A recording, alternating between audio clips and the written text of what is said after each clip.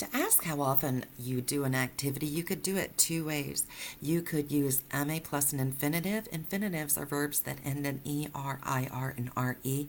This is especially helpful if you do not know the conjugation for the verb tu aimes aller au cinéma régulièrement, or do you like to write often? Frankly, you do not have that vocabulaire or that conjugation yet. Tu aimes écrire régulièrement, or do you like to read often? Tu aimes lire régulièrement.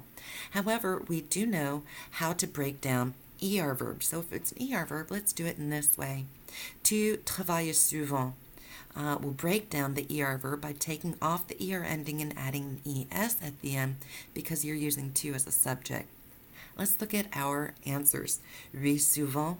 Oui, de temps en temps. Non, rarement. And non, jamais. So essentially we're working on forming the question. So let's say, do you work often? Tu travailles souvent. Let's use other verbs that we know the conjugations for. Tu parles souvent français? Tu joues souvent au football? Tu fais souvent du sport. Faire is an irregular verb that I want us to know the conjugations for. Let's continue. Tu étudies souvent. I need to move that question mark. Tu nages souvent. Tu danses souvent. Tu chantes souvent.